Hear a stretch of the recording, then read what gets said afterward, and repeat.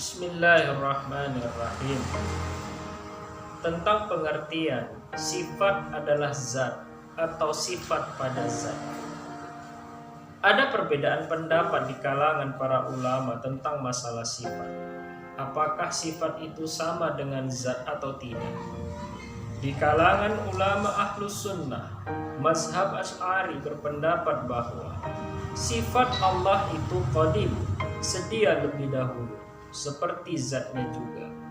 Sifat wujud Allah adalah dengan wujudnya juga. Antara sifat dan zat tidak terpisah cerai. Dengan kata lain, sifat adalah makna yang melekat pada zat, atau sifat merupakan tambahan pada zat menurut makna. Oleh sebab itu, mazhab ini berpendapat bahwa Allah qadirun bi qudratihi, muridun bi iradatihi, alimun bi ilmihi, hayyun bi hayatihi, sami'un bi sami'ihi, basyirun bi basyarihi, mutakallimun bi kalamihi. Allah Maha Kuasa dengan kekuasaannya, Maha berkehendak dengan kehendaknya, Maha tahu dengan pengetahuannya, Maha hidup dengan kehidupannya, Maha mendengar dengan pendengarannya, Maha melihat dengan penglihatannya, Maha berkata-kata dengan perkataannya. Adapun pendapat kalangan sufi qaddasallahu asrarahum adalah tegas. Sifat adalah diri mausuf, atau sifat adalah zat yang disifati. Tidak ada perbedaan pada makna, tidak pula merupakan tambahan pada zat, dan bukan pula melekat pada zat.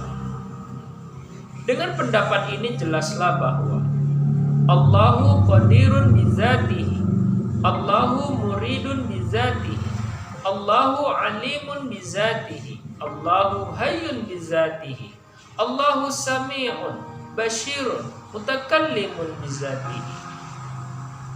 Syekhuna Al-Arif Billah Maulana Al-Syekh Siddiq Ibnu Amir Khan, murid almarhum Al-Qutubur Rabbani Maulana Syekh Muhammad bin Abdul Karim As-Saman Al-Madani radhiyallahu anhu berkata, pendapat yang mengatakan bahwa sifat itu tidak lain dari mausuf adalah sepanjang pendapat menurut Kasyaf, yaitu terbuka dinding dengan jalan musyahadah. Mereka yang berpendapat ini tetap pada pendiriannya, karena mereka secara terus-menerus musyahadah kepada Allah Subhanahu wa Ta'ala.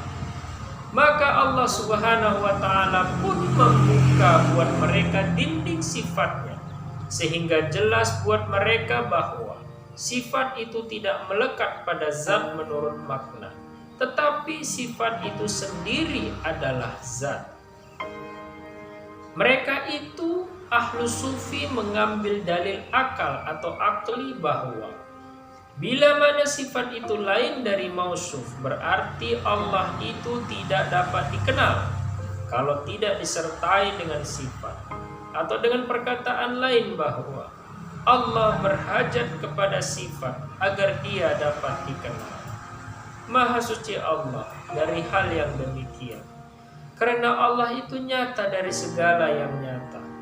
Demikian kata-kata Syekh Muhammad Ibnu Abdul Karim As-Saman Al-Madani tentang pendapat yang menyatakan bahwa sifat itu adalah melekat atau merupakan tambahan pada zat di mazhab Asy'ari, didasarkan kepada pendapat akal pula menurut sepanjang pengertian tata bahasa. Sifat adalah termasuk isim mustaq atau isim yang diterbitkan. Maka tiap-tiap pada isim mustaq pasti ada mustaq minhu atau sumber terbitnya. Contoh, seperti qadirun, ini adalah isim mustaq. Pastilah qadirun itu bersumber dari adanya qudrat. Maka qudrat inilah mustaq minhu untuk kata-kata qadirun. Bagaimanapun juga, qudrat bukanlah zat menurut arti bahasa, tetapi sifat qudrat itu pasti tidak akan berdiri sendiri tanpa adanya zat. kedua-duanya tidak terpisah cerai. Menurut pendapat kita, pengarang Syekh Muhammad Nafis, bahwa pendapat di atas ini dapat kita pakai sebelum kita sampai ke tingkat mukafahah atau berhadap-hadapan dan tingkat musyahadah. Namun sebenarnya bila sudah mencapai tingkat mukafahah dan musyahadah, pasti akan jelas terlihat pada pengertian bahwa sifat itu tidak lain dari mausuf. Dapat kita misalkan sebagai berikut. Seseorang yang berada di Jawa atau Indonesia umpamanya mendengar berita-berita orang lain tentang Hajarul Aswad yang terletak di salah satu sudut Baitullah di Mekah. Si penerima berita akan tentu membayangkan bahwa ada satu yang melekat padanya warna hitam. Bayangan demikian pasti tidak akan sama dengan keadaan yang sebenarnya bila dibandingkan antara bayangan dengan Hajarul Aswad atau dengan perkataan lain. Tidak semua batu hitam itu sama dengan Hajarul Aswad. Bila si penerima berita itu datang langsung ke kota Mekkah atau Baitullah dan langsung pula memandang dan berhadap-hadapan dengan Hajarul Aswad, ia pasti akan berkata, inilah dia Hajarul Aswad yang disifatkan orang.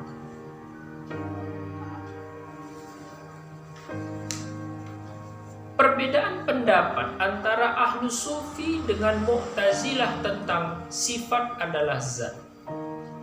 Dalam memecahkan masalah sifat antara ahlu sufi dengan mu'tazilah mempunyai susunan kata yang sama tetapi berbeda jauh dalam makna.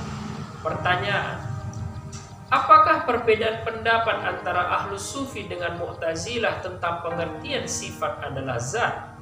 Jawab: pendapat mu'tazilah bahwa sifat itu adalah zat. Catatan: mu'tazilah tidak meyakini Allah mempunyai sifat. Adalah dengan pengertian ittihad atau terpadu, seolah-olah sifat dalam arti wujud istiqlal dan zat dalam arti wujud istiqlal ada sebagian dengan sebagian yang lain saling berpadu dengan tercampurnya gula atau sakar nabat dengan air. Maha sucilah Allah dari paham demikian, paham mu'tazilah yang fasih. Demikianlah uraian tentang tauhidus sifat, dan makam inilah yang tepat dan rasif atau dapat diterima bila sudah selesai tajalli sifat itu dan mantap di dalam hati. Maka Allah akan menganugerahkan tingkat yang lebih tinggi dengan suatu kekuatan untuk menerima makam tauhiduz zat. Makam inilah makam yang keempat bagi mereka yang arif billah. Catatan tambahan untuk pasal 3 bagian 2.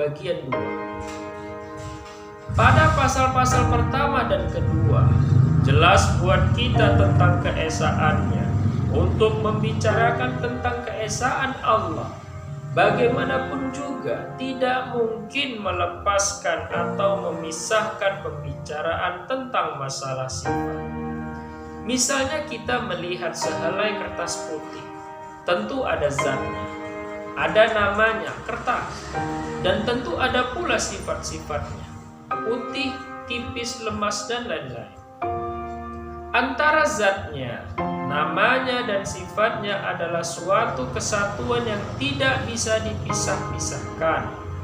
Istilah yang cukup dikenal, laisa fihil infiqaq wat tafarruq.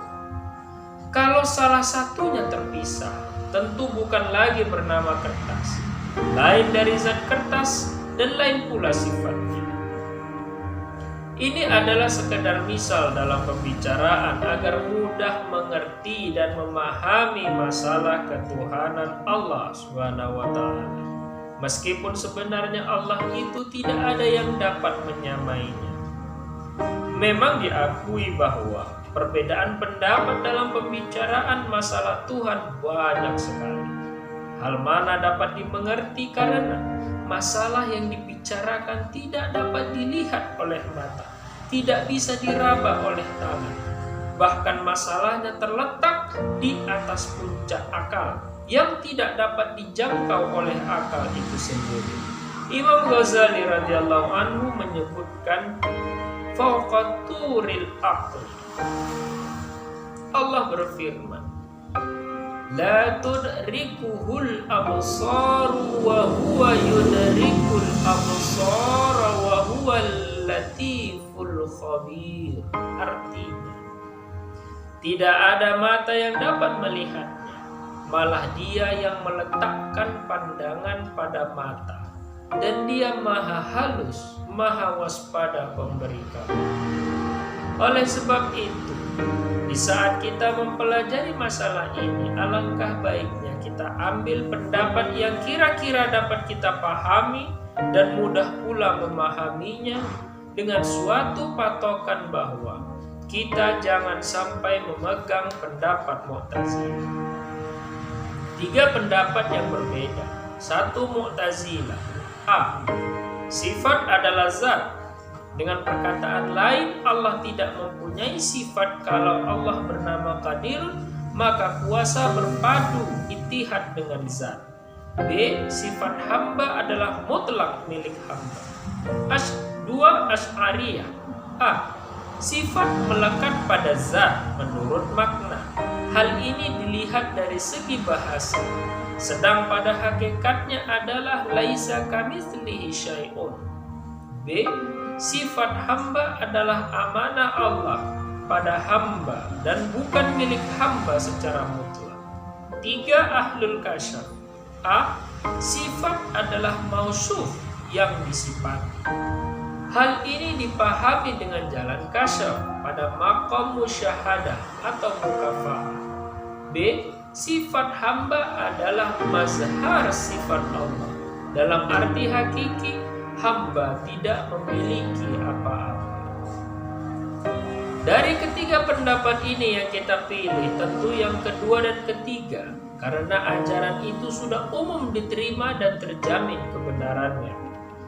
Memang untuk mencapai tingkat atau pendapat yang ketiga, jelas harus berdasarkan ajaran yang tercantum dalam kitab Durun Nafis atau kitab-kitab lain yang serupa dan sepaham. Pengertian dari istilah bumi hanya setelapak kaki para wali, pendengaran jarak jauh dalam bentuk karomah.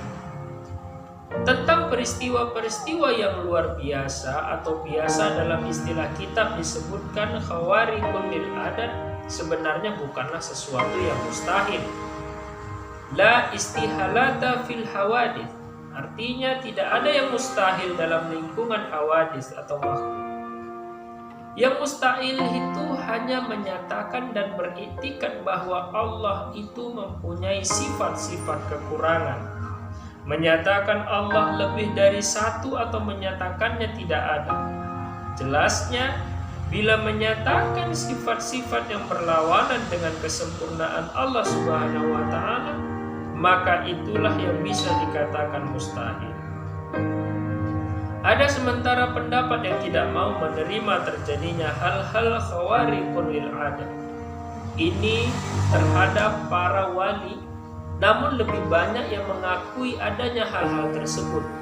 Dilihat dari segi kenyataan, hal mana sering terjadi meskipun di kalangan orang awam. Khawariqun lil adat atau keluar biasaan ini dinamakan mukjizat bila terjadi terhadap para nabi atau rasul. Dinamakan karomah bila terjadi terhadap para wali-wali. Dinamakan ma'unah bila terjadi terhadap mukmin yang awam. Sedang bila mana terjadi terhadap musyrik, kafir, munafik, dinamakan istidraj. Imam Ghazali radhiyallahu anhu menekankan tentang keharusan percaya terhadap adanya khawariqun lil adat dengan dalil-dalil dan nas-nas yang meyakinkan selain apa yang pernah beliau alami atau hal-hal yang terjadi terhadap para wali. Oleh sebab itu, pengistilahan yang dikemukakan dalam kitab ini jelas mempunyai dasar-dasar yang kuat dan meyakinkan. Jenis-jenis karomah dan bagaimana seharusnya sikap hati terhadapnya akan dijelaskan pada bagian terakhir dari kitab ini. Allah berfirman, sesungguhnya orang yang berkata, Tuhan kami ialah Allah, kemudian mereka istiqomah, teguh pendirian, turunlah malaikat kepada mereka seraya berkata, janganlah kamu takut dan gentar, dan bergembiralah kamu dengan sorga yang dijanjikan buat kamu. Kami para malaikat membantu kamu dalam kehidupan duniamu dan akhiratmu. Di sana kamu mendapat apa yang kamu ingini dan apapun yang kamu kehendaki. Memang segala sesuatu yang Allah ciptakan ini berlakulah sunnahnya atau hukum-hukumnya, termasuk diantaranya sebab akibat, illat wa ma'lul. Terjadinya khariqun lil adat bisa saja terjadi dengan melalui hukum sebab akibat, sebagaimana ayat tersebut di atas menegaskan adanya bantuan malaikat untuk urusan dunia maupun urusan akhirat. Namun kita harus yakin bahwa segala apapun bisa terjadi dengan adanya sebab atau tidak, karena Allah tidak terpengaruh oleh hukum sebab akibat. Bila mana Allah menghendaki jadi, maka jadilah.